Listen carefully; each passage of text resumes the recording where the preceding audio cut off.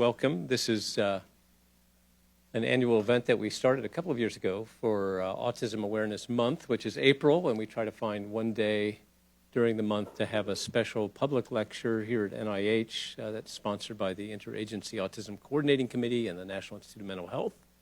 And this year, delighted to be able to do this today, which is both the day before National DNA Day and 2 days before Arbor Day, but most importantly, the day of having both Earth Day and Bring Your Child to Work Day on campus. So welcome to families who are here. We're delighted to have you.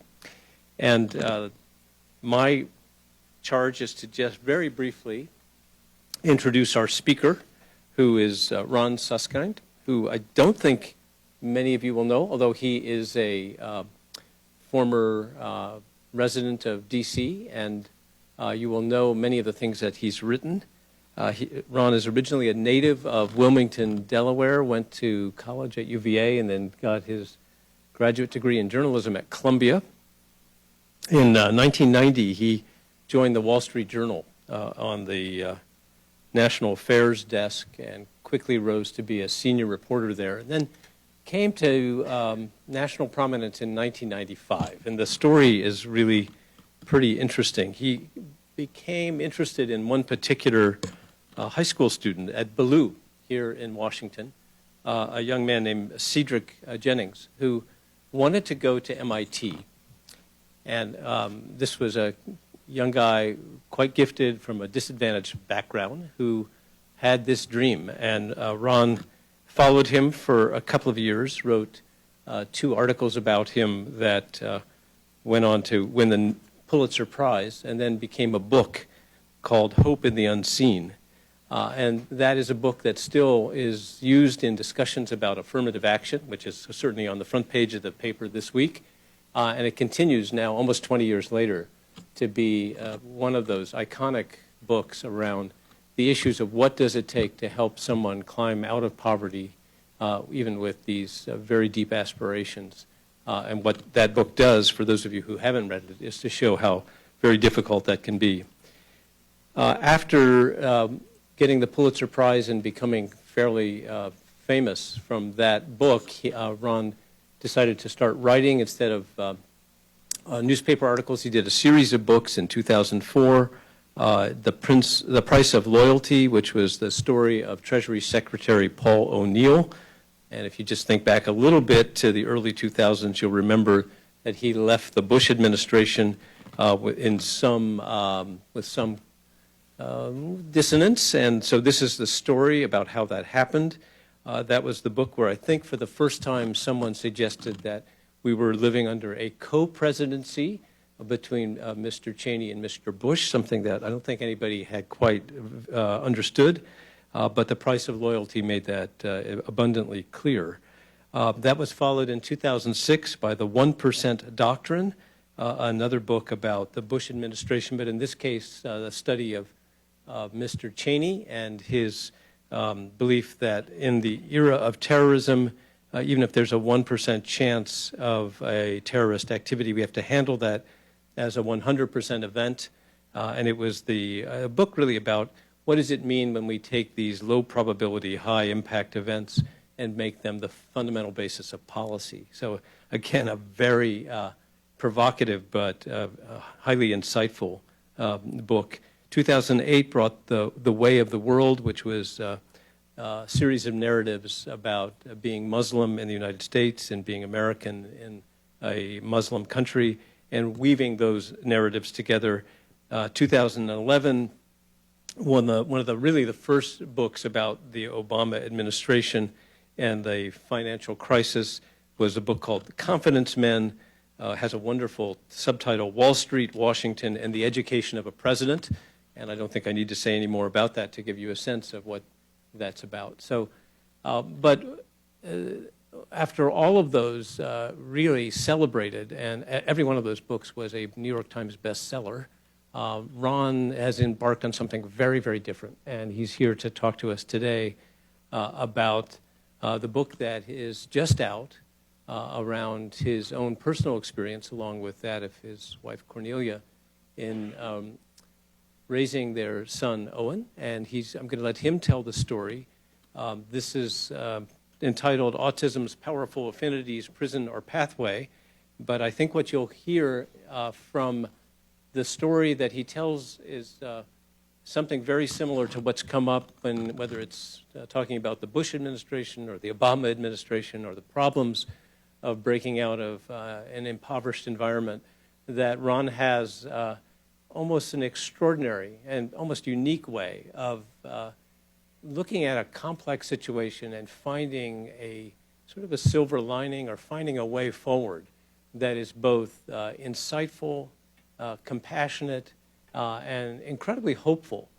So I'm just delighted to have you here. I can't imagine a better person for this year's Autism Awareness Lecture, and I hope that you'll join me in welcoming Ron Suskind.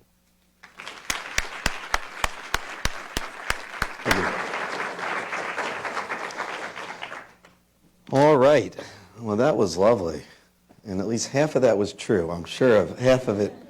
I hear things like that, and a little voice I hear behind my ear, and still a disappointment to his mother. You know, she wanted better.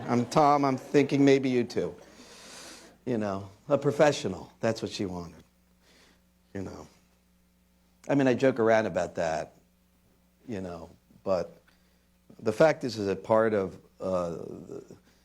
my journey and the journey of my family is a collision of worldviews.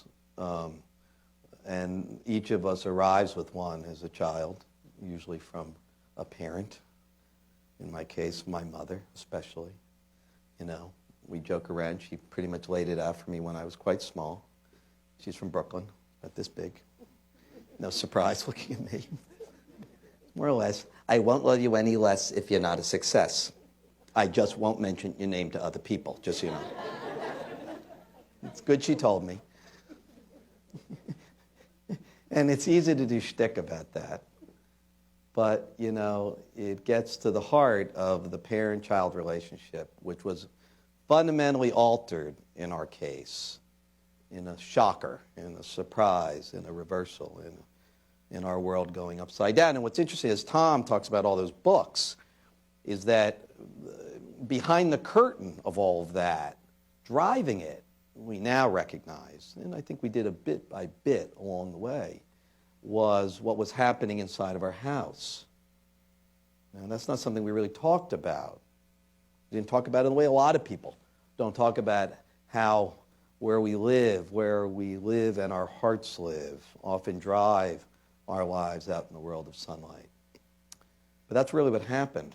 This is what happened behind that curtain. You know, we look back, my wife and I, Cornelia, who of course was my partner in making this book, at those people who arrived in Washington 20 years ago from Boston. I came down here to be the national affairs reporter for the Wall Street Journal. It was a very exciting time. We had 2 kids, Walter, our older son, 5, and Owen, our younger son, about 4 months shy of 3, 2 and 2/3, 3/4. And, you know, we're full of the kind of ebullience that is prized. Young family on the move.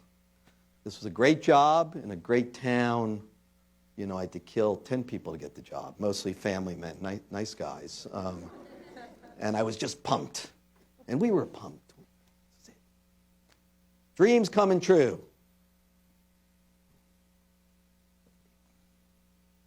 You know, you make plans and God laughs, and he, on this day, had something in store for us. We arrive here, and we see that our very able, engaging, 2.5, almost 3-year-old Owen seems to be very uncomfortable. He's disconsolate. He's crying a lot. He seems to actually be sort of out of balance, which we're saying, what is that about? He must be doing some kind of game where he's running with his eyes closed. And then, in the hubbub of boxes being unpacked and a new job, we realize he is losing speech. Now, he had a full complement at 2.5, you know, 100, 200, 300 words. I love you guys, let's get ice cream, where are my Ninja Turtles? even some little jokes he could tell.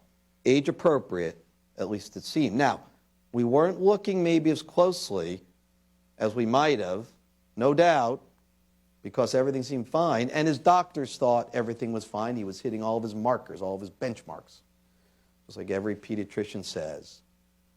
But after a couple months in Washington, he was down to one word, juice. Only word, one word. And you know, he didn't even want the juice much of the time. You know, he had graduated to the big boy cup about 1.5, almost a year and a half before. But now he needed the sippy cup. And off we went into a land of really of terror, of fear. Now the fact is that we know now things we didn't know then. That was a long time ago. That's 20 years ago. And every step of the way, we not only live the life of our family, but we live in a country. We live in a planet that is growing in acuity, understanding, poking, searching, finding. But back then, who knew? And so a few months later, we sit with the developmental specialist who sits us down after a couple tests with Owen, and she says, okay, this is called autism. Now, what do we know? We know Rain Man. Everyone saw the movie. You have a movie like that, everyone watches it, and that's public education. I know Rain Man. The idea that Owen could be that guy, Raymond Babbitt, well, that's impossible. So at least what we felt. You know, those two people sitting in that chair, Cornelia and me side by side, when we hear that word, I mean, I can see them now like it was last Tuesday, frozen. Neither of us were breathing then at that moment.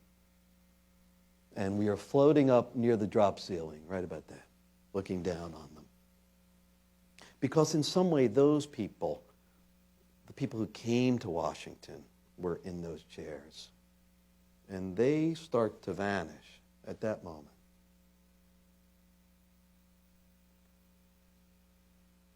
The woman, lovely woman, who was the doctor, you know, we had to turn her into a villain. I feel terrible about this. Because we needed to distance ourselves from her. So we called her the Ice Queen.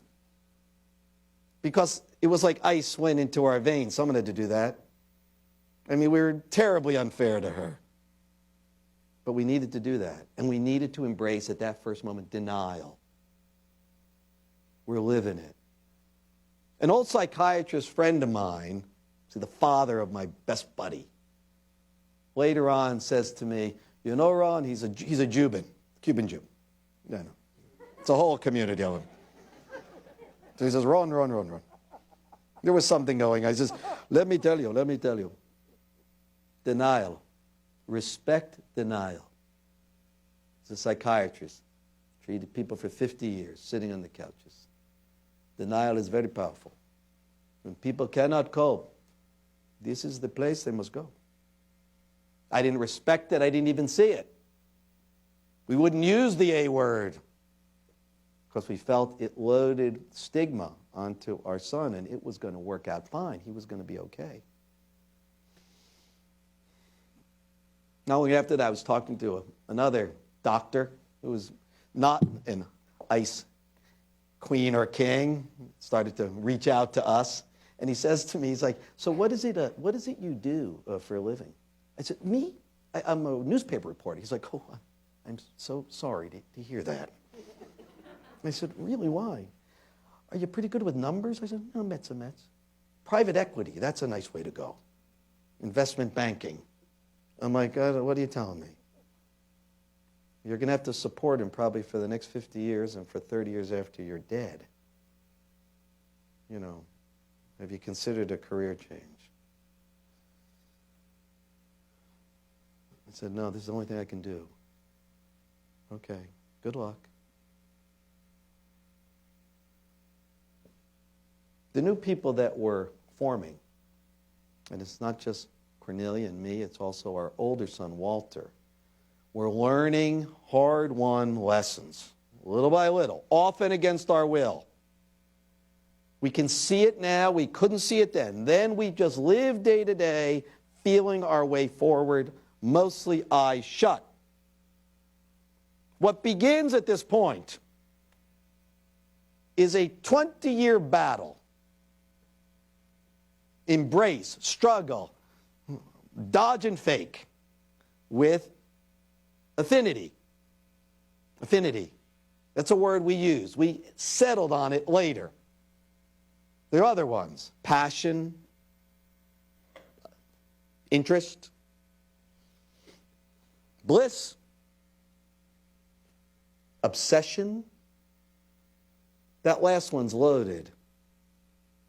You know the definition. An interest so powerful, it is to the exclusion of all else. Unhealthy. Wheel in the ditch. Pathology.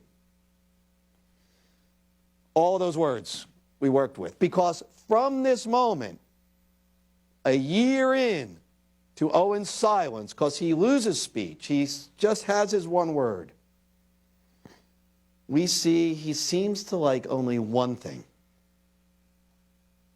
The Disney animated movies that he loved before the autism's onset. Now, the fact is that being a kid that age, they all watch Disney. Again, part of the idea, how do you draw the line between passion and obsession? Well, my older son, Walter, was passionate about Disney. We watched them all together. You know the movies. I've seen some people of the right age here. Little Mermaid, Beauty and the Beast, Aladdin, Lion King. I see some Ariels here. Ariel, was that you? Which is your person? Yeah. Enormously formative.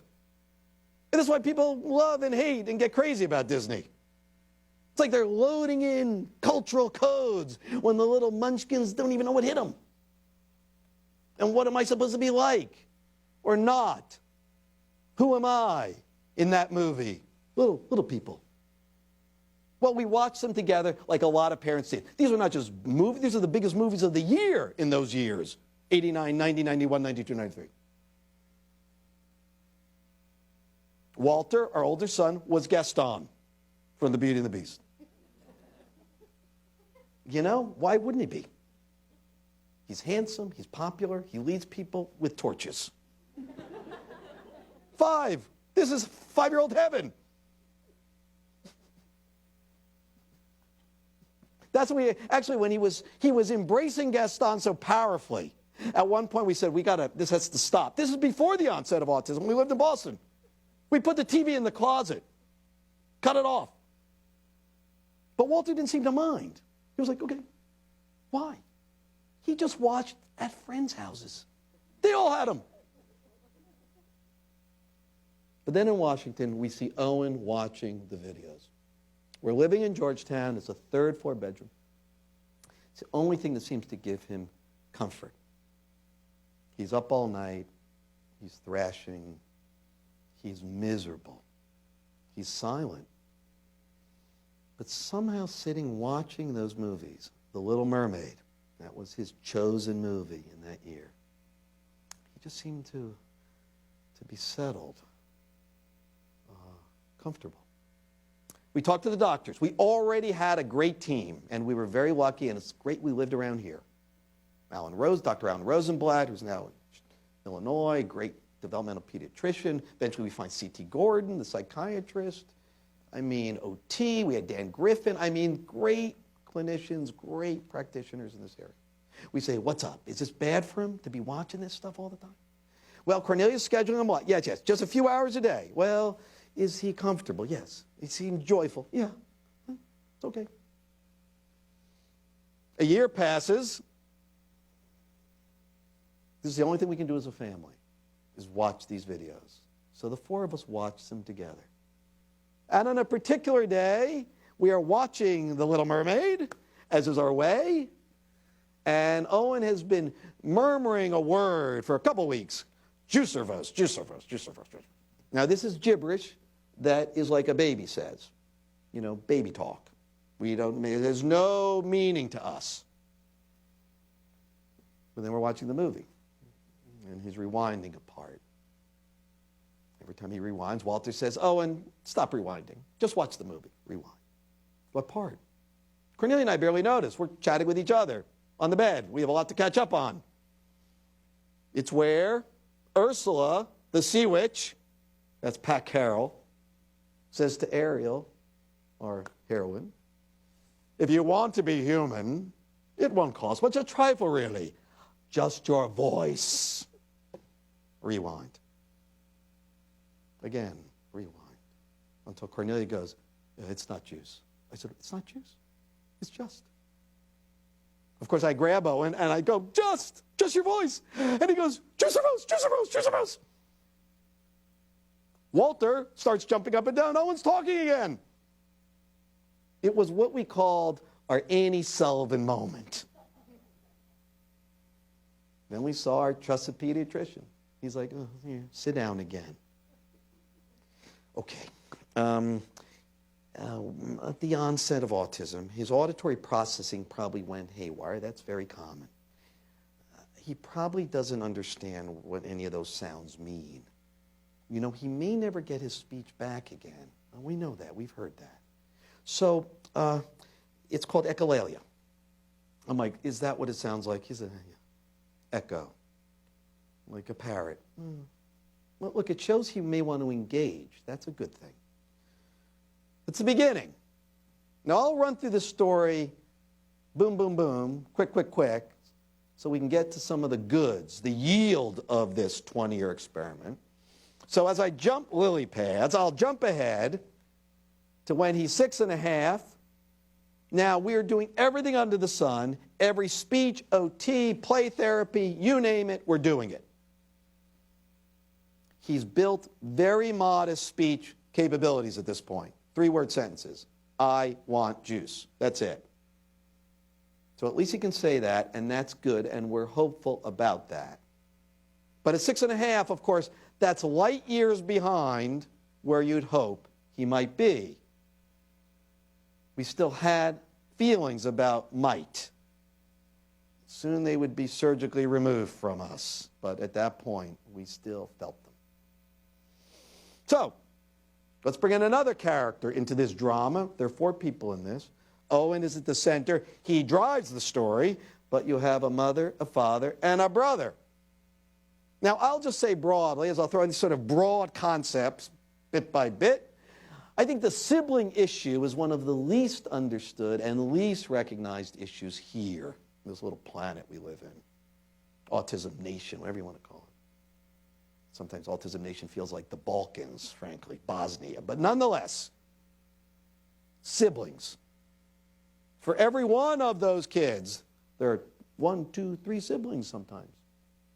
They not only are often the only almost same age neurotypical person that the child has a relationship with, but they will be together on the life journey going forward. And, as Kevin Pelfrey at Yale talks about and others, there are maybe alterations in the neurochemistry of the sibling where they have some of the same genetic markers, but they don't have the autism.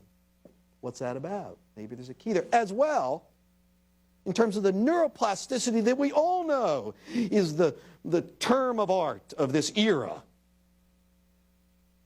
The way Walter and Owen engage through a lifetime changes both of them profoundly. Their brains are shaped by each other. Now, at this point, Walter is 9. Another big theme of this book, because it's a big theme of our journey, is the instantaneity. And that's I don't know if it's a word, but I like it anyway, with which the brain shapes narrative. Now, there's some good studies on this these days. It's like lightning. Store, discard, save. We're doing it every minute, shaping what we need to see. Now, this goes way back. In the Talmud, you've got that line, we don't see things as they are, we see things as we are. That's a couple thousand years old. Now, the neuroscientists say, let me show you how that works. Now, we are shaping at this point a narrative, a whole bunch of them, including a narrative about our older son, Walt, Owen's protector. Many kids, siblings of those with challenges like this, become junior adults very young. A friend of mine who lived such a life said, it wasn't personal, I didn't blame my parents, I just called it pragmatic neglect. I knew they'd have their hands full with my brother, and that's just the way it was going to be. But in terms of the development of the sibling, Walter at 9 is a junior adult. We have built a narrative to make sense of that. We tell ourselves, Cornelia and I, a story. Walter's first day of school, first grade, Cornelia, Walter, and Owen are in the car, 5 blocks away from a new school he's going to, mind you, Lafayette School up in Northwestern Chevy Chase Circle. 5 blocks away, Walt says, oh, this is good. Cornelia's like, what? This is good. You can just leave me here. What? I can take it from here. Cornelia's like, this isn't Dickens. They know you have parents. Walt's like, no, I'm good. This starts to build narrative for us. Walter, the world's most independent child. He can handle adults. He can handle children. He can handle incoming missiles if need be. But the key combination is he will not leave his little brother behind. That's what we want to see. So we don't really notice or mind or really see as pertinent something we do notice a little, that he gets emotional only on one day of the year, his birthday. And he gets emotional a little bit on his 9th birthday. Kids leave, we're cleaning up the cups and the glasses and the plates and the cake. And Owen follows us into the kitchen, looks at us intently, like there's some little geyser bubbling up, and says, Walter doesn't want to grow up like Mowgli or Peter Pan. This is his first complex sentence. This is his first complex thought expressed. We're like, huh? It's like a lightning bolt went through the kitchen. And then he's off in his private reverie, and we don't stop talking for 4 hours. Now, at this juncture in our lives, I have been out there on the hustings writing that book Tom talked about, the Pulitzer Prize-winning series and the book. It's all coming together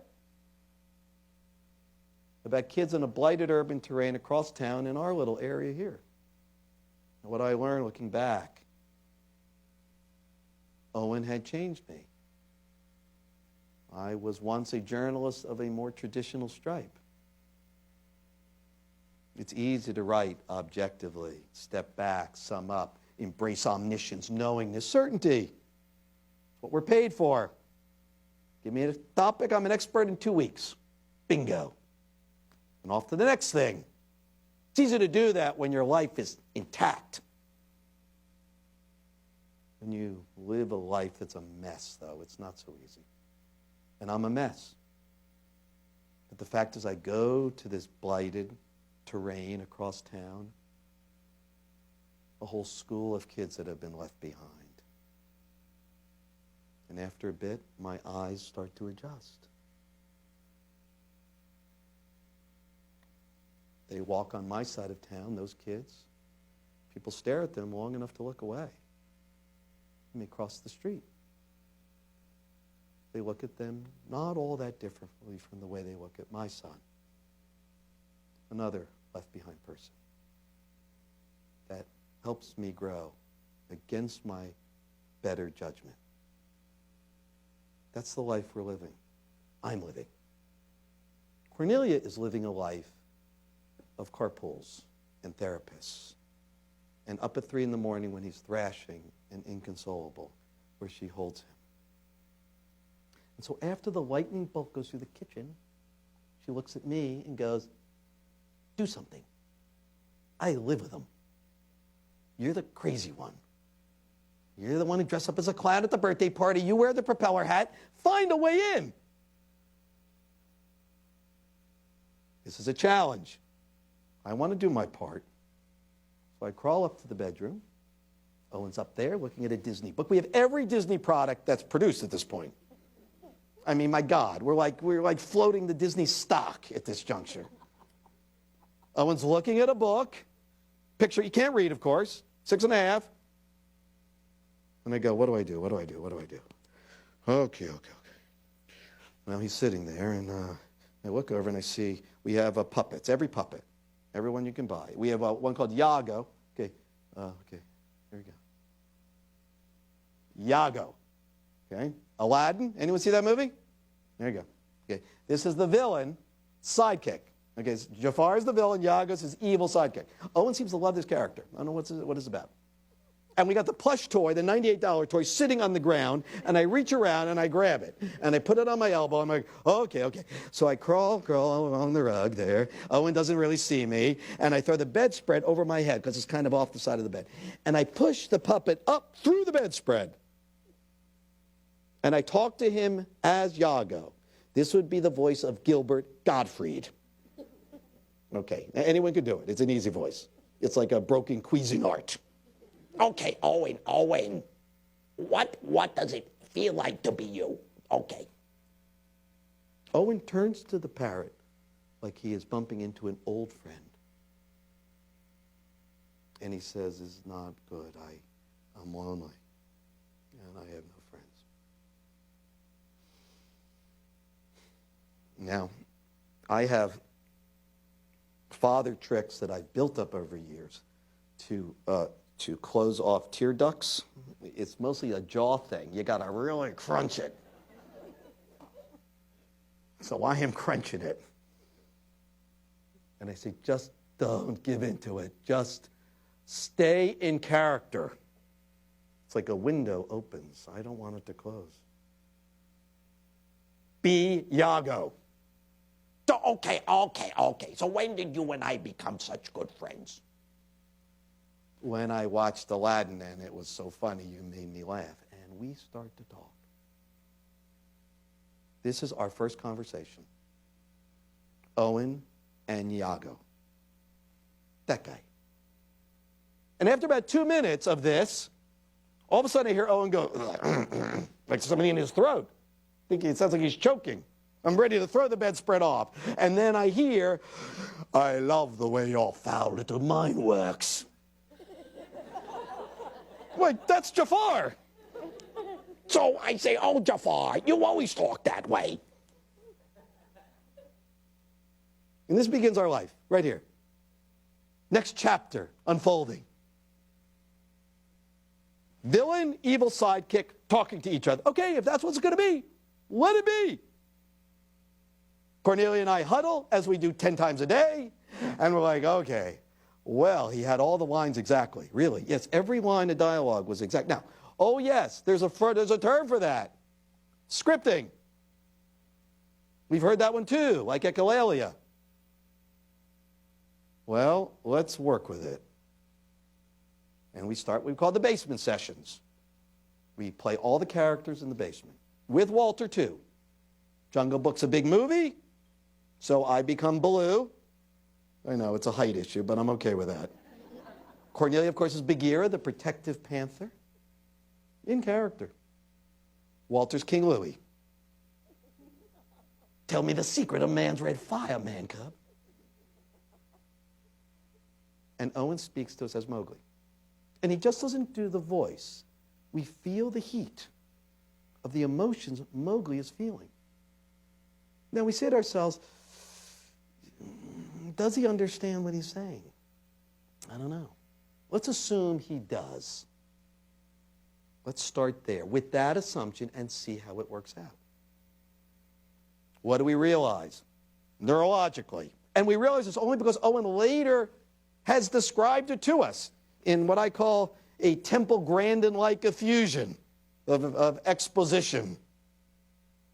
He said, well, when we moved to Washington, I couldn't understand anything you or Mom were saying. He said this just a few years ago. He's 23 now, just turned 23.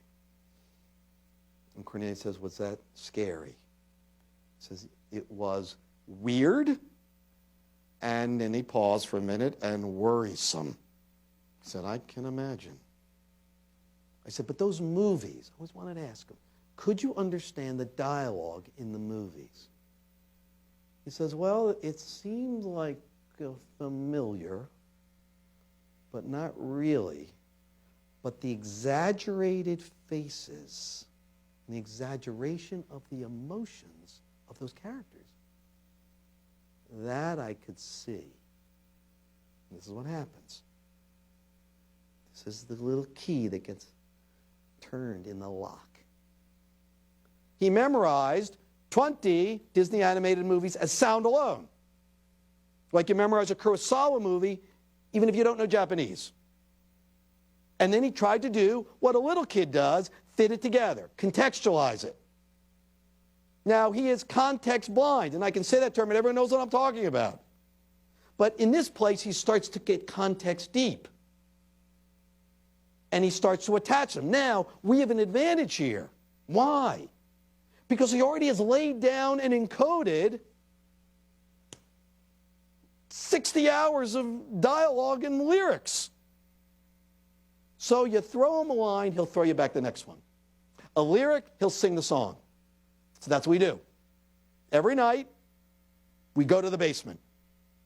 In these movies, in the 50 animated movies since Snow White in 1937, I mean, what's not in there? And I know people who hate Disney go, oh, they're treacly tales. They have happy endings. I don't like that.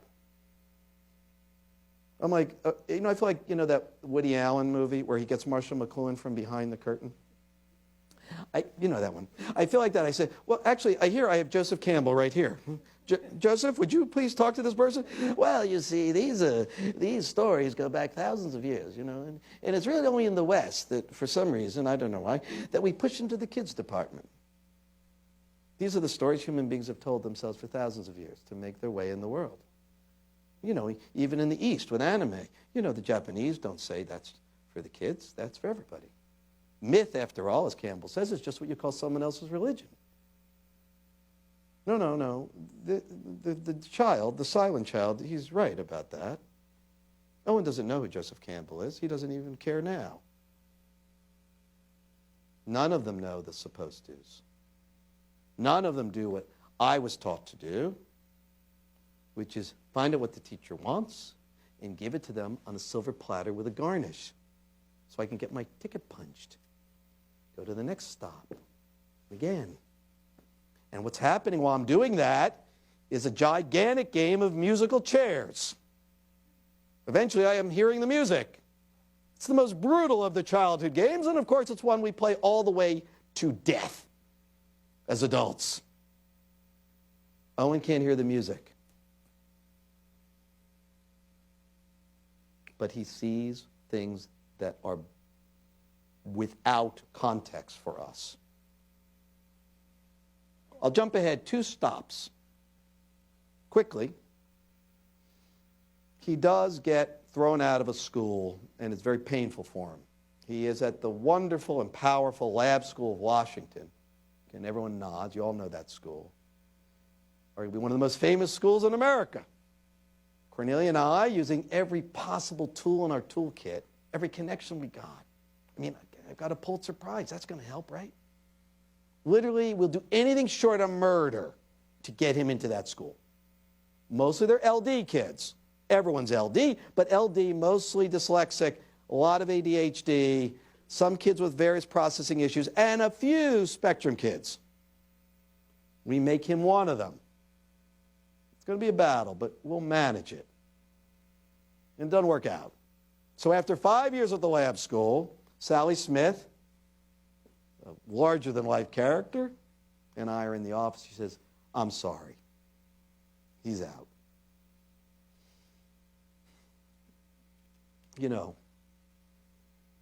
Cornelia and I joke about this. She's Irish. I'm Jewish.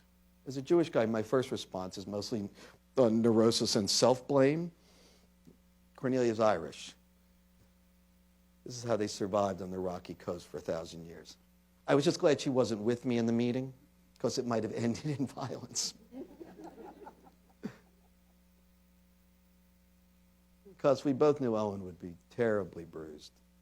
We hoped he wouldn't notice. He's 11. He does. He can't really say it. He can't really express himself in full speech. Not at this point. But what does he do when he's whacked? And we know he's been bruised. He goes into the basement, the magic underground. The magic underground, mind you, where we sing songs about that shore up above, where someday he will go to be part of our world. That underground where he says, when you wish upon a star, it makes no difference who you are. It's hard to hear that. That's not the kids' department. Not even close. And that's where he goes. Interestingly, he picks up a line. I think it's from me or Walter, because it's not the way he talks. At the top of the steps, he says, "I'll be in the basement. Hold all calls." It's like he's working on a project down there. Must be some kind of mimicry. What do we find months hence in the basement? Owen has become an aficionado of the sidekicks. Now, what are sidekicks? Owen will tell you in a very routinized way. They help the hero fulfill his destiny. Help the hero fulfill his destiny. It's a classic definition. True. There are hundreds of them in Disney. Some are goofy, some are resourceful, some are confused, some are wise. Hundreds of them. He realizes what's happening. He hears the music of that game of musical chairs. And he's out. Other kids racing forward. He's caught in the starting blocks. And he becomes an aficionado of hundreds of them. A sidekick he. Begins to draw furiously. Hyperfocus. What is that? A compensatory strength. The traditional pathways are blocked. He builds a compensatory strength. The brain finds a way. This is what we know now. Even the notions we had of the map of that brain 15 years ago.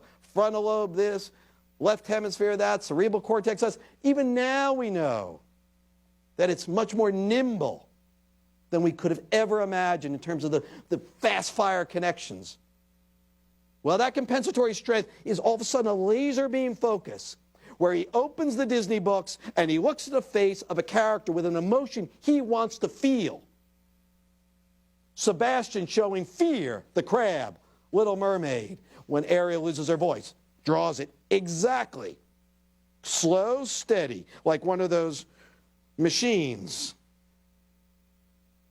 And I find the first sketchbook, there are 100 pictures. All sidekicks, no heroes. And at the end, there are two things scribbled in a kindergartner's scrawl. First is, I am the protector of sidekicks. And finally, no sidekick gets left behind. Creating a language from the affinity to express what is deep within him. Last twist, and we get to present.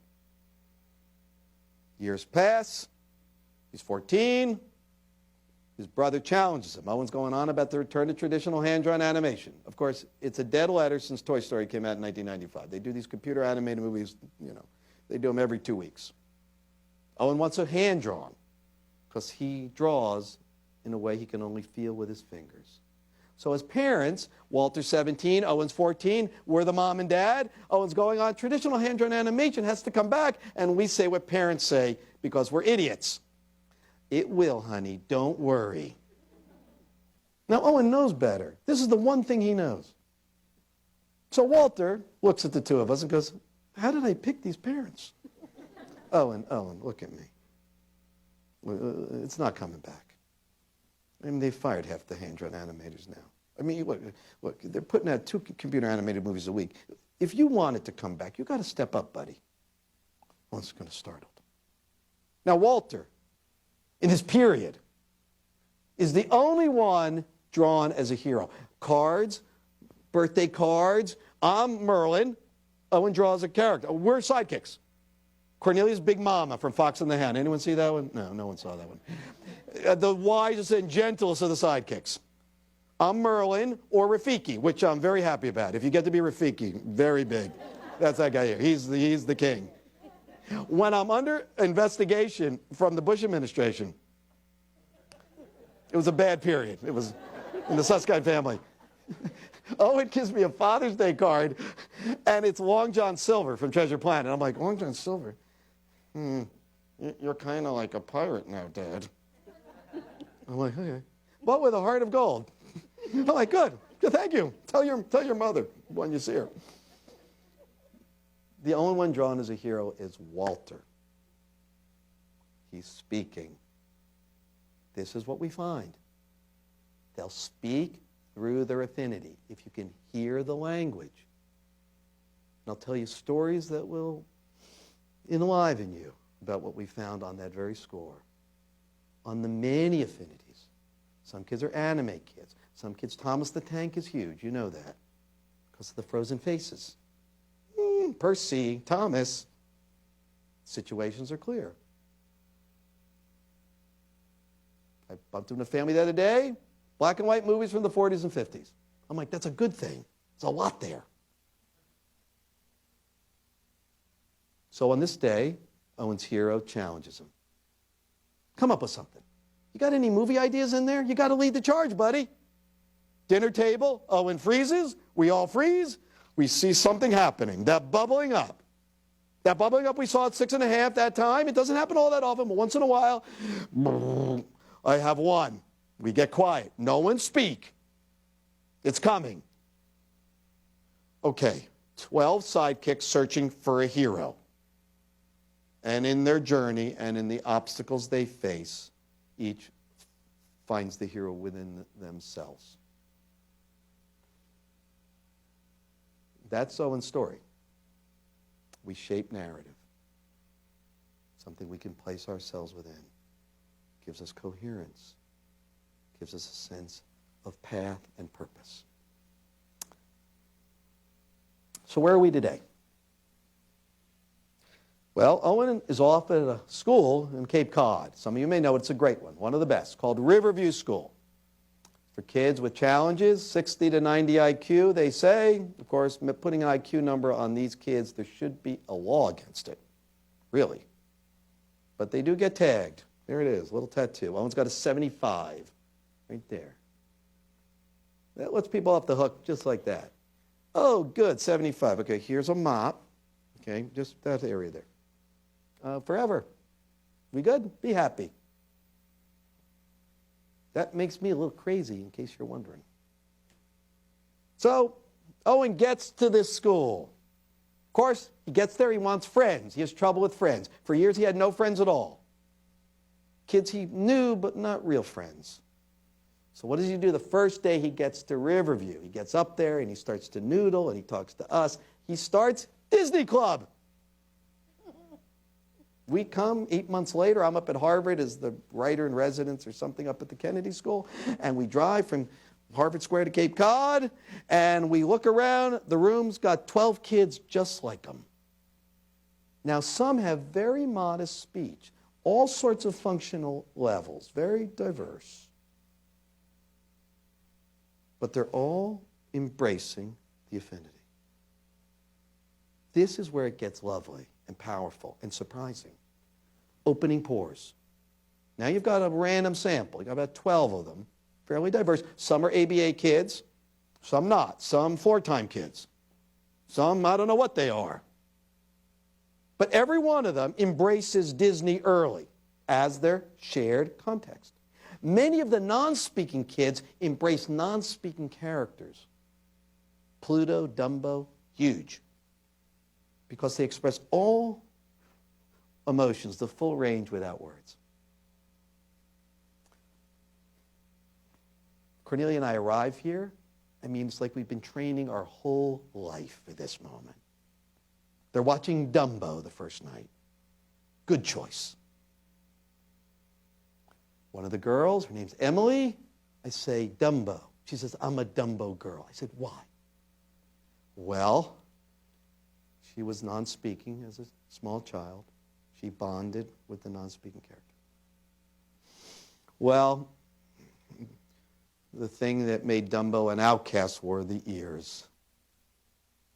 And over time, he learned what I've learned, that the thing that made him different was his greatest strength. And he let him soar. That's why I'm a Dumbo person. That's all Owen had to hear.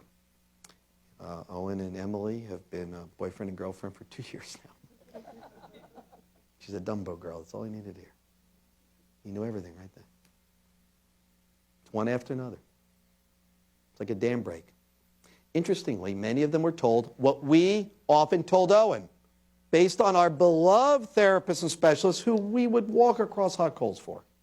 Cut it off. It's perseverative. It's an obsession. It's to the exclusion of all else. Definition of obsession. We tried that. There were times when Owen's 8 and 9 and 10, when we're trying to keep him in the last school, where we locked the television. We had a padlock. I had a key. I was like the federal marshal. And only I hold the key. Every time we did, and we use it as a behavioral tool. Very common. If you want to watch the beloved video, here are 10 things you've got to do. Each one of them like walking across hot coals. What happens? Well, some behavioral spike, a little bit. He's trying to act as he should. But then after a month or two, it's like we cut off his supply line. He was divorced from his nourishment. Back and forth. Until eventually we go, stop. What do we find? When we were doing the behavioral experiments, we did many of them, after a bit, he wouldn't let us back in.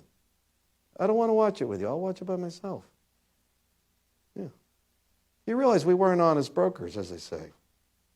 It's like inviting the private equity guy into your company. He's not there to help you. The kids pick this up. Their identity is deeply linked to this affinity. I mean, think of it this way. Neurotypicals. Charlie Brown's teacher. Wah, wah, wah, wah. Wah, wah, wah, wah, wah. Charlie Brown. Wah, wah, wah, wah. Charlie Brown. That's the only thing they're hearing. Replaying. Hypersystemizing, as my friend Simon Baron-Cohen says. Is it overlearning? Owen replaying it, watching it over and over? Let's get into the science.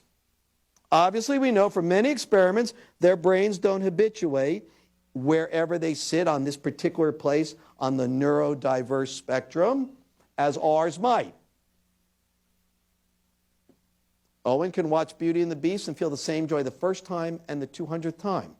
Now, actually, Cornelia's mother feels the same thing when she used to hear the Ave Maria. I'm not sure where you fit on the habituation issue there. Certain movies, I mean, I can watch On the Waterfront 1,000 times. I can watch that scene in the back of the cab. You're my brother. You should have been good to me. It's in me. I have voices in me. We all do. Well, he doesn't habituate exactly like I do. But the joy, the motivation, means he watches it the 100th time, and each time he's digging for some detail he missed, some little interplay of character or theme, idea. Is that overlearning? I think that is all there with obsession. Over, maybe not. He's looking for patterns. He's looking for depth. He's looking for the stuff that creates language. Every one of the kids in Disney Club did that. Now there's a kid there, his name's Josh, very routinized. One of the dorm counselors, as we're sitting around, says, well, I don't know if Josh should be here. I said, well, why? Well, he's got no reachable emotional core. Okay, I've heard that before. You know, and he's got some emotional issues. You know, he's frustrated. I said, well, that makes sense. His affect is very much like a Rain Man affect. First thing he asks us, Mr. Suskind, when's your birthday? I said, November 20th, 1959. And his eyes flash. He says, that's Friday. Cornelia was actually born on a Monday. We didn't know that, but he checked. It's true. We checked the calendar. I say, Josh, who's your person? Who did you bond with? And he looks at me, kind of startled, and he says, Pinocchio. I'm like, Pinocchio. Now, the dorm counselor says, is that because of issues of truth? Now, that comment alone shows a little confusion. I mean, obviously, we know these kids. they're chromosomally unable to say anything but the truth. And he goes, no, no, no. It's because, Mr. Suskind, I feel like a wooden boy. And I've always dreamed of feeling what real boys feel. And I was born with wooden eyes. And it is so hard to see from them. Powerful self-knowledge. When I sit with Simon Baron-Cohen, he's like, well, you know, that is a bit of a challenge to the theory of mind ideals. You know that. I said, I do. But not in a bad way. What does Simon do? Love the guy. He's out there. Sometimes he gets out on a tree branch that breaks, but I love him for that. Because he is pushing the envelope every chance he gets. This is not about building a mountain of empiricism and data and sitting on top of it. This is about searching. He says, well, here's what we did. We created this movie. I don't know if you've seen it. Thomas the Tank Engine. So they created a knockoff of Thomas the Tank in the UK. They had about £500,000, and someone gave them some money. And what is it? It's essentially a crafted Thomas the Tank with cars and buses and things. Very similar. They go on tracks, the faces are frozen, the situations are clear, to teach all manner of social knowledge, very much Michelle Garcia-Wenner stuff, so the kids understand what they should do in terms of interaction. He's like, but what you're telling me is that with the proper hypersystemizing, Owen can hypersystemize an 89-minute Disney movie that's emotionally so very rich. I mean, everything's in there.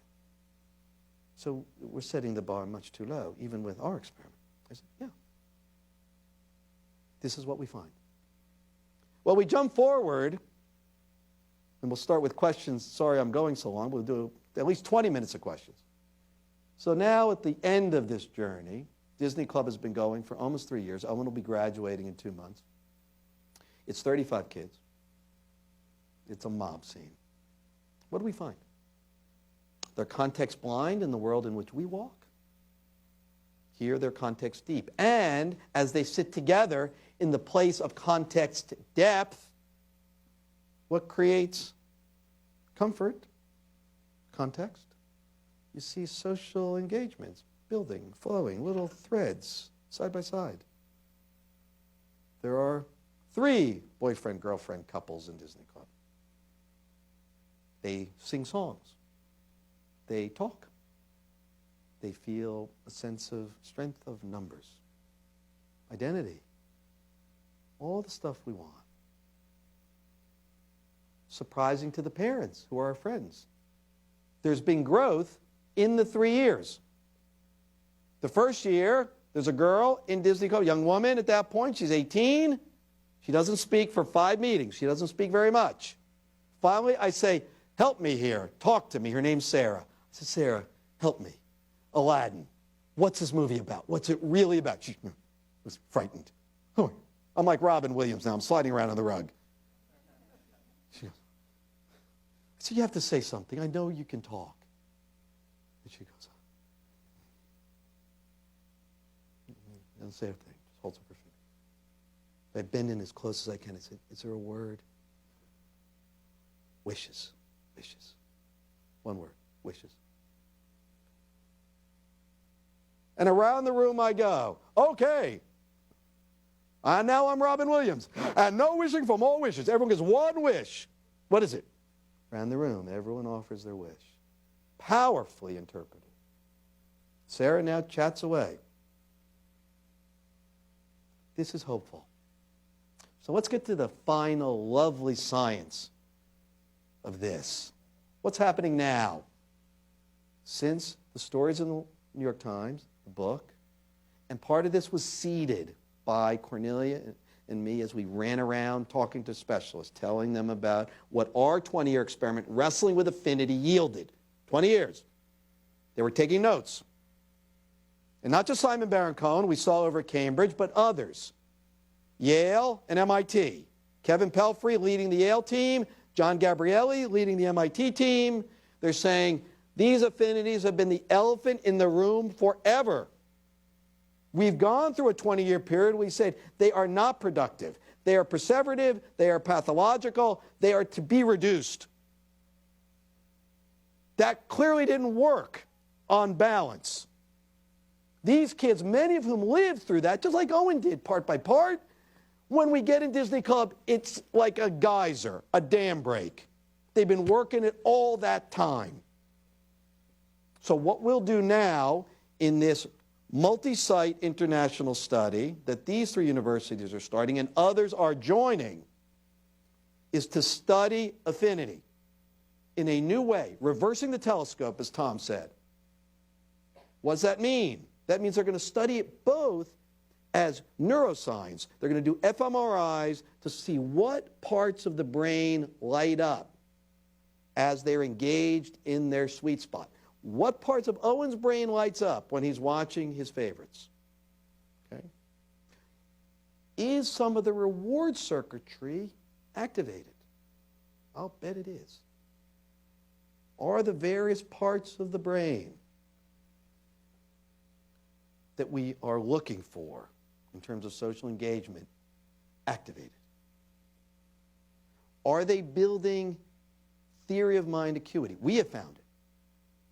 Can it be shown? And, crucial, these insights will be walking side by side with therapeutic innovation, so that the two often competing camps of the neuroscientists, the therapists, will be working side by side. What's working? Interesting. What we expect to find, what they expect to find, is that certain kids will be identifiable based on the affinity, because that's where they show themselves. That will help us understand what will work for them. Some kids may be like Owen. Some kids may be more inclined toward pattern recognition and maps, train schedules, anime. They're all different parts of a kind of identifying mechanism. That's the key. What we're going to look at is what mechanism is firing. You've got to get the mechanism. And thereby, we'll start to slice up this group of the many autisms as to where's their sweet spot. And then you get to work. Just like we've been doing for 20 years. We and our therapists, not just me and Cornelia, the whole gang. Team Owen. That, we hope, will activate a kind of 3-part step-by-step.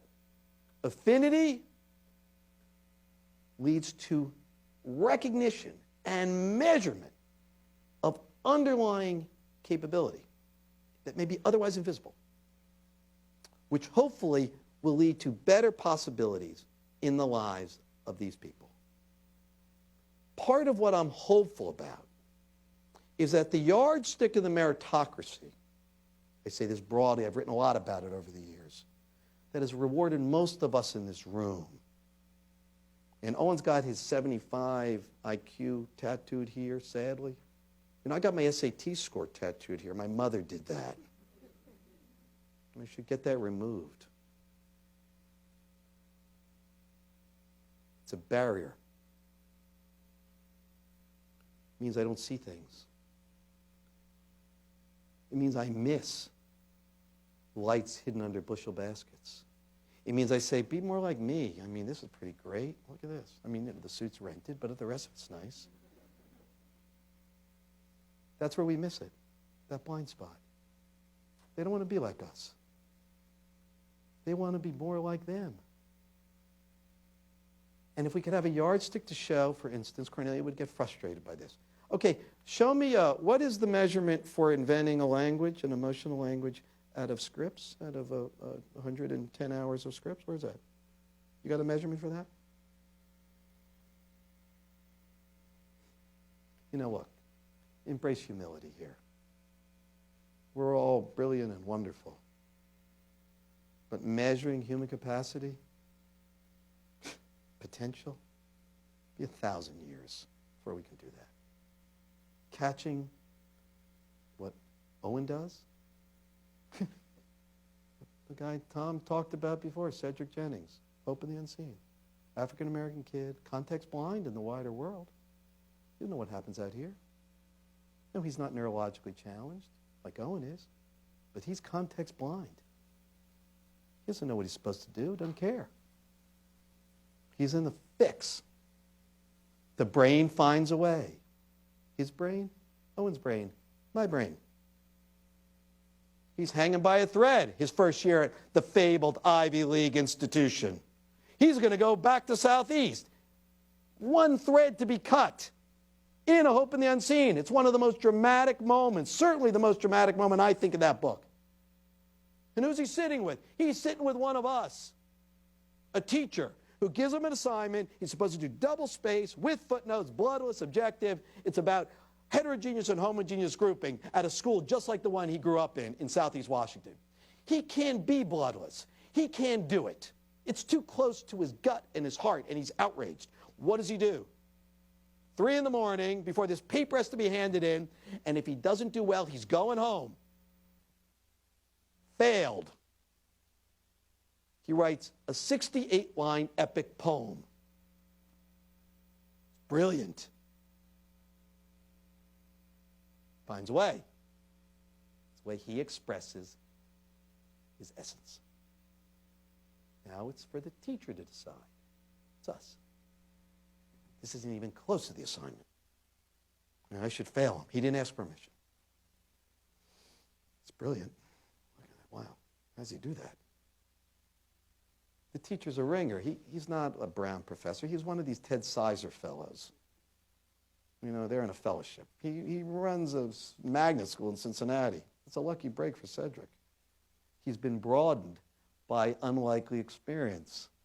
And he says, Cedric, sit down. Look, you got a lucky break with me. I know who you are. I got a whole school full of you kids in inner city Cincinnati. Look, you can't give up your passion here. Some people might say obsession. It's actually what organizes and integrates you. And look what you can do when you embrace it. You know, we don't educate that way. It's one size fits all. It doesn't work very well. But I'm going to give you a B-, but you got to work with me, one-on-one. Lovas, Greenspan, one-on-one. I'm going to work with you in the afternoons. I'm going to teach you how to do what we need you to do here to get by. Okay?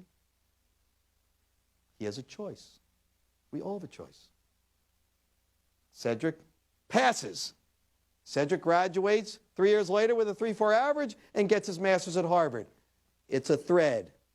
You snip it or not. Same conversation. People who don't have a place at the table because they can't hit the bell. Because they don't know they're supposed to. They're not born in the yeasty, lovely place where I was born. Or they're neurologically challenged, as Owen is. Either way, a traditional barrier is not open for business. A traditional pathway. They build a compensatory strength. I'll tell you a final story. It's a beauty. Owen goes to the opening of Aladdin on Broadway just 3 weeks ago. Of course, he's now a celebrated character inside of the Walt Disney Corporation. They come up one after another and shake his hand. Owen, thank you. Thank you. Everyone. Bob Iger, too, the whole gang. Owen actually is more interested, though, in the animators, people who write the music. And he meets one later, Alan Menken. He wrote all the songs that Owen sings. Some he sings every morning. Whole New World. Why? Well, because the world's new every day for me. Alan wrote those songs with Howard Ashman, who died of AIDS many years ago. Alan and Owen meet. It's mythic. And Alan says, thank you, Owen, for showing me something I couldn't see. And then after a while, Alan says, you know, look, I hope Alan doesn't mind me saying this. I don't think he will. I was LD. I'm learning disabled. I was a guy with trouble in school. What did I do? Put notes together in my head. Compensatory strength. He's celebrated for it. This is our challenge. And it's our challenge. We're hopeful. that the many communities are moving as one here. Now, I'm going to out Tom here a little bit. You've heard Tom do the 4 eyes. Anyone hear that? It's beautiful. He actually tried it out on me back when we met, about 1.5 years ago. I said, look, I'm entering this big autism community. I've been not public about this, about our wife and our son. He said, let me explain it to you. He draws a circle with ASD in the middle, and then he draws a square with 4 points. He says, okay, there are 4 eyes. 1 eye is injury. The kids have been injured by something out there in the vast toxicity of what we breathe and inhale, and taste and touch. And they're angry, and I understand that, and they want to be known and repaired for what's happened. And you got illness, not so sure. How it happens, who can say? Coursing through the genetic code. And down here you got identity, especially among folks who say, look, I'm not a broken toy. I hear that from Owen a little bit now. This is who I am. This is not a spell that gets broken. I am a person on the autism spectrum. That's me. I'm not in the broken toy department. And then insight. All the scientists, Eric Kandel saying it so beautifully, to know autism will mean we know the brain because of a pervasive developmental expression of it. It almost like opens a window, a side window you can look in. Well, I'm here to add a 5th eye that we learned slowly.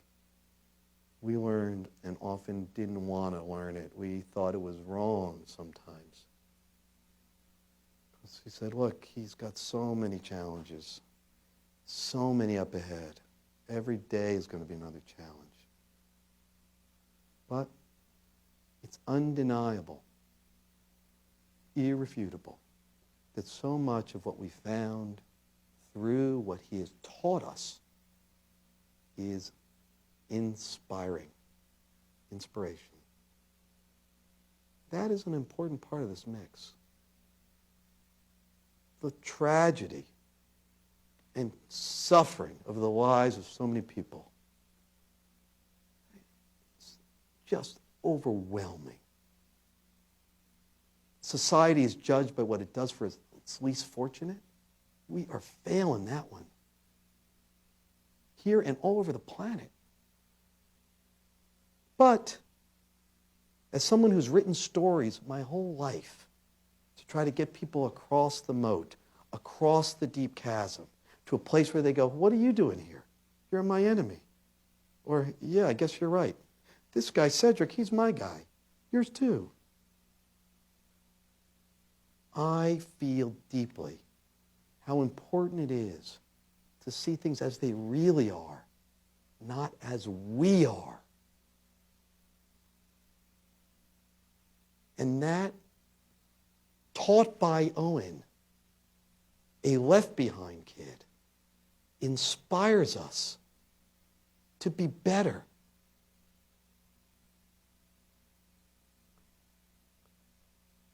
You know, I had to give a speech at the United Nations for World Autism Awareness Day. They called me about 3 weeks ahead. And they said, what is that? I didn't even know what it was. I just wasn't doing that. No. And then I checked, that's a kind of a big deal. So I said, they said, can you come? I said, yeah, I mean, I have a lunch. I can cancel the lunch. So I go there. Now, a little like this place, it's kind of the same era. You know, it's kind of, it needs a redo. You feel that 60s thing, you know? High ideals. The torch has been passed. I think it's been dropped. And going to the UN, I mean, you know, to be fair, it's a little tricky to find a pulse in the place. You know, the guys with the headphones, hello, it's just... But I'm honored to go. So I get up there, and it's in the ESOC chamber. The General Assembly, the biggest room, is under construction, so they're in the next biggest room, which is big. A lot of World Health people there, and specialists in autism and special needs, and some delegates. And I do my thing. I try to, get the pulse up a little bit. Just, get some action. And I challenge them. I'm a little noisy. My wife's going, I ignore her, which is stupid. She's trying to help. And after the speech is coming to its end, I've gone through about 20 minutes, I look over and I see across the room there are about 25 kids in blue T-shirts. Lighted up blue. Bob and Suzanne.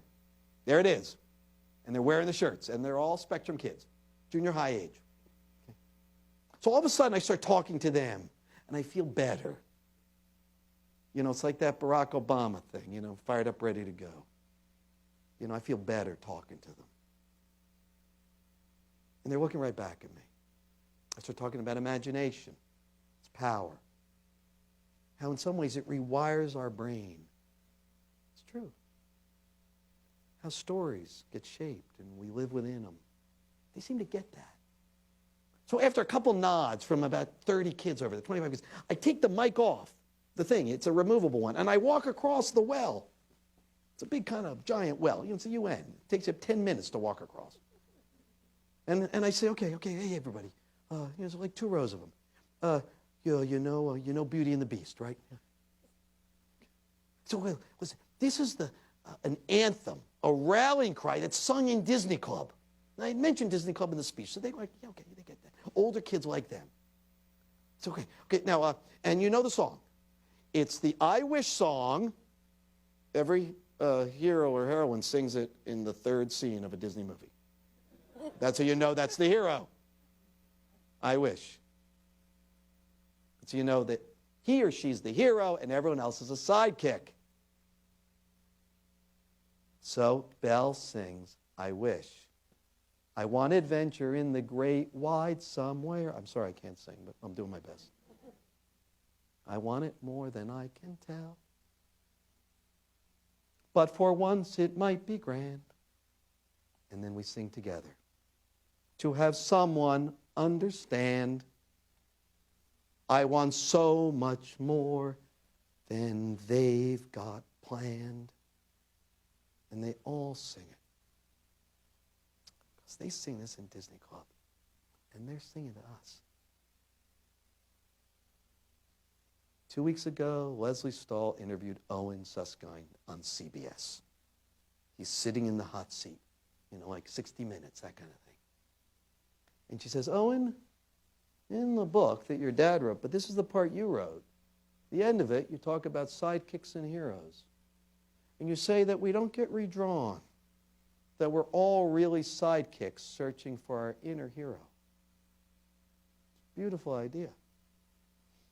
And that somehow heroism is a choice. Each day it's your choice. And that we don't get redrawn in this life. And if we do, we're lost. Owen nods. Well, how do you see yourself now? It's been an exciting month for Owen Suskind, famously left behind child who did not speak, representing a country of left behind children who often don't speak. He says, I feel a little different now. Actually, I feel more like Aladdin now. A diamond in the rough. A joyous diamond in the rough. I am more than I appear. So I bear that from Owen. I talked to him a few minutes ago. And he said, tell them I am a diamond in the rough. Thanks for coming out tonight.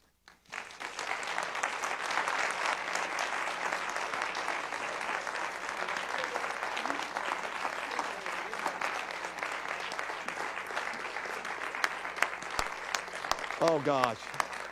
Look, I know I went over here, but I have nothing else planned except dinner with your guy here. So if people want to stay right now and ask questions, I would love to do some questions. even 4 or 5 of them. I'll do quick answers because you all are special questioners, let's just say. So let's do that. If people have to leave, because I know we're beyond 5, feel free to do that. But let's take a minute to allow people to leave, and then anybody who wants to stay longer to chat with Ron, you're welcome to do that. I'll do voices and everything, so if you want. Okay, who's got one? Quick. You in the back, yeah. Well, talk really loud. You know, having a friend who has a child hearing subject is absolutely beautiful. But I guess, what would your advice be to parents who every day struggle with that? Is their friend's part for some who, you know, is going through and trying to do everything for their child? I talk to lots of parents with kids who have no speech. And they ask me, what can I do? And I say, of course you do what every one of us do, try everything. But some things we've seen that have been helpful. Let me give you one. We have a friend of ours, a family from Riverview. This child does not have enough expressive capabilities to be in the school. He has no speech, really. Very little, a couple words. Well, he's a Pluto guy. He loves Pluto. What they do is they have Pluto up. Pluto does this or that. They freeze the screen, and they have words to check, like a checklist, a box. It's like check, check, check. First, happy. What's Pluto feeling? They say to Christopher. And he always checks happy because they usually check that first. But after time, after several examples, instances, and efforts, he starts to check confused, which is what Pluto is expressing. Over time, he gets a couple of words from this. They are communicating. It's slow. It may take years, but the fact is that there is connection. You know, many of the kids just like to murmur or sing the songs. When you're singing with them, there is an opportunity for side-by-side play, which we have found when Owen did it, when he wasn't speaking, created the gossamer threads of some connection. Part of the idea is to respect the affinity. Find out what it is, which is often hard. But most parents I talk to, even with kids with very little speech, say, oh, he's into that or she's into this. They know what it is. And simply sharing that joy, instead of trying to fix them every day, because that's something Cornelia and I learned too. She's like, that's not a parent-child relationship that's ever going to work. Imagine if every minute of your life your mother was trying to fix you. Actually, that was my life, but that's a different issue. That's not a relationship you want. And so once we respected his affinity and dove in and said, let's make this joyous, even if we feel bizarre dancing in front of a screen, things occurred that surprised us. And just the warmth of that shared interaction was not nothing, it was something. Somebody else. So I have a son, Isaac, Yeah? who's on the autism spectrum. In fact, we moved from Cambridge, Massachusetts down to Rockville, Maryland when he was 3 years old. Okay. That's where our journey began with him. But, you know, Disney movies are great. I love Disney movies, and the 4 that you listed in particular. But Isaac can't sit through movies. He doesn't enjoy them. He has other fascinations. I just want to give you one example, which is maps. And he can trace, you know, he's got a map of Maryland, Virginia, D.C. on his wall, and he can recopy every highway on paper. And each highway actually has a personality, and he tells stories about them and where they intersect. And I'm wondering, you know, how can we access that affinity for Isaac with something like a highway? You know, I-270 doesn't quite have the charm of Rafiki or Dumbo. Thank you very much for that. I-270 will actually be a stage show in the fall. It's on Broadway. I'm driving up I-270. Okay, that's a great question. Now, I won't mention whose, but I happen to have a friend, a researcher, a guy I know. His kid is a map kid. He's 12 years old now. he, like your son, this kid memorized the Rand McNally World Atlas, every page. Okay, so he knows what's southeast of Timbuktu and every other page on the map. Now, the father and the mother are like, what do we do with that? Of course, my response, they're not even up to where you are. I mean, God, he's creating characters out of roads. That's fabulous. My God. This kid, though, you say, fine, what are maps? Maps are everything. Maps are essentially the coding, the mapping of the entire human pageant is maps. Every town on every map has a history, often a story of why that's the name of that town. They go down 1,000 feet. They mark where people live and their identities. Next to whom, on what side, in what place. Maps are wonderful. You know, and literally, an educator who was talking about the map thing says, okay, let's just say, she said, she's a brilliant woman. She says, let's just say during the Renaissance, it didn't work out quite the way it did. And maps are huge now. Maps were everything. And people say to me now, Ron, hey, Ron, listen, if you can't map this thing, there's really nothing we have to talk about. And this writing thing you do, you should do that by yourself, in your room. In some ways, that's how arbitrary some of these value judgments are. They're bell curve judgments. Now, in this case, this guy says to me, but here's the twist. My son is now drawing imaginary maps which are mapping his emotional landscape. Bingo. So you need to learn to speak map. And he will speak back to you in map. That's exciting. And creating imaginary characters based on I-270, my God, get the kid an agent. That's genius. This is part of what we're talking about, the compensatory strength. As soon as you see the teacher going, oh boy, come after school. He's created an imaginary character of 495. This is not going to work. And what? And that's a problem for you, but not for him. Another question. Somebody else. Yes, yes. So you describe that Owen at 6.5, he goes from these 3-word sentences to this complex, you sit with him as Iago and he says, I don't have friends, I'm lonely. That's something way more complex, and that's not in any Disney movie I've ever heard in terms of scripting.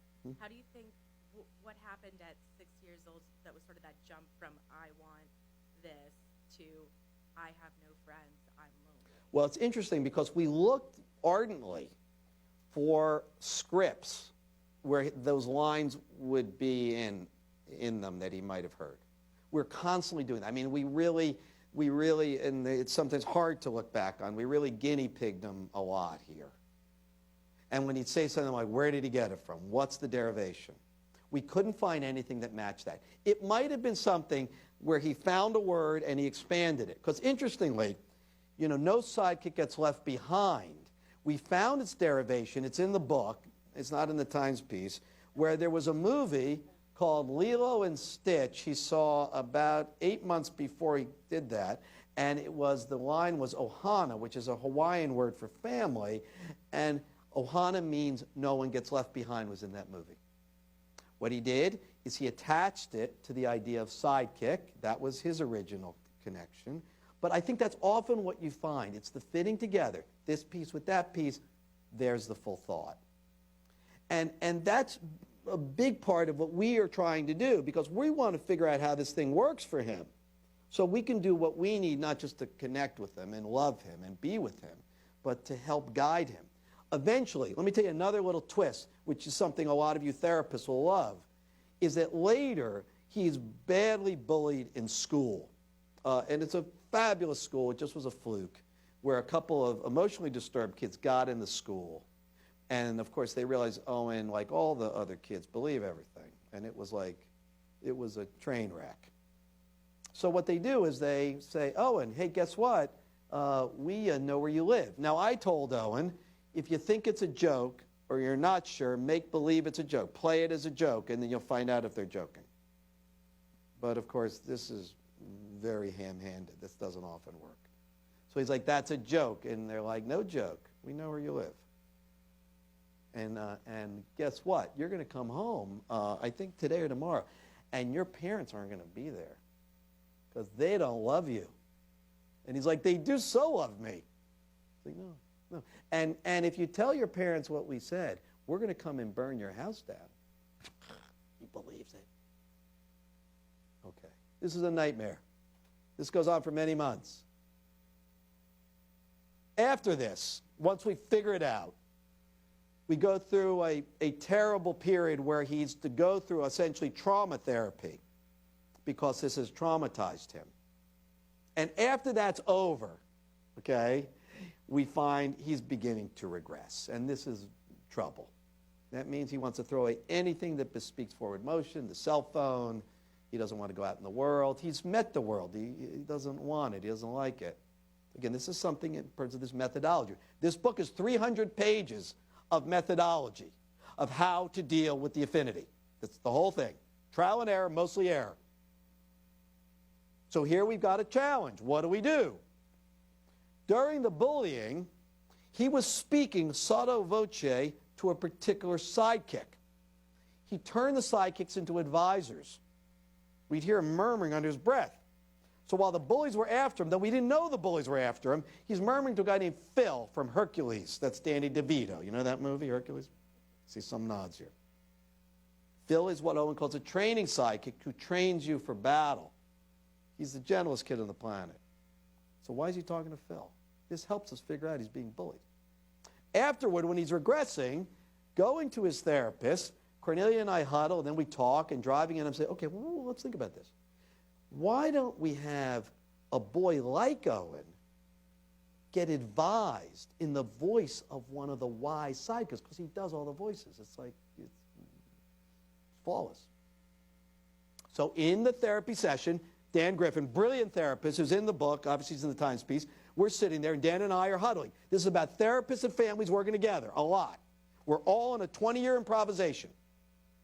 Dan at the beginning said, turn off the affinity. It's not good. This is what we know. Then after a while, he's like, maybe we're not right about that. So I say, Dan, ask Owen to solve a problem for a boy like him. Dan knows what's up in the voice of one of the wise sidekicks. Now, Dan has a card on the wall in a frame to Dan, my therapist, who is my wise man. And, of course, the picture of Rafiki is drawn. And Dan looks at the pictures. You think Rafiki? I said, Rafiki's good. Go with Rafiki. So here we are. This is the moment. Therapeutic moment. Big one. So Dan says, Owen, there's a boy a little like you, a little different. He's having trouble. He's afraid of growing up. He's fearful of the world. He wants to go backwards. What would Rafiki tell? Without skipping a beat, Owen looks at Dan and goes, I would prefer Merlin. That was a great Merlin. Go with Merlin. And in Merlin's voice, okay, this is a guy named Carl Swenson, a voice work actor, died 30 years ago, but he lives in our house, this guy. Owen uses the first line from the script. This is from the movie. Knowledge and wisdom's the real power, my boy. Now, here's the thing. Remember I turned you into a fish? This is part of the movie. You've got to look at those waters like the unknown, like the future. You've got to swim, boy. The more you swim, the more you know. The future's up ahead. Now, Dan's looking at me like, is that in the movie? No, it's all fresh. Springboard. We find this with other kids. They use the scripted line and then bing. Owen, we realize over the next couple of months, has developed what Vygotsky calls inner speech. You know Vygotsky, he's kind of hot these days. Kids on the spectrum are not supposed to be able to do that. For those of you who haven't read Vygotsky, when we're all about 2, we verbalize out loud, I want this, give me that. Where are my Ninja Turtles? Just like Owen. And then around 3, we start to develop an inner speech, talking to yourself, thinking things through, which eventually helps us and develops executive function. Spectrum kids are not supposed to do that. Many don't, I'm sure. But by virtue of all the work we're doing with these characters and their voices, Owen seems to develop inner speech using the characters. So at this point, the characters are out in the open. So we can work with them. We can say, what about this? So what would Sebastian say to that? Zazu, another one. Solve a problem for Zazu. Dan created a model, a contract, where Owen helps Zazu. That would be the kind of proud and confused protective hornbill from Lion King. And by virtue of doing that, he is expressing and transposing feelings on Zazu that echo back. And this is a point where he starts to self-heal. He's working with Dan and with us to work through his stuff. Very hopeful. Inner speech. Okay, one more question. Come on. Hey, you in the back, yeah. Just yell, just yell. Okay, we're all going to go out to dinner with Tom together right now, and we're going to get funding for everyone here in the room. I'm just joking, Tom. Don't worry.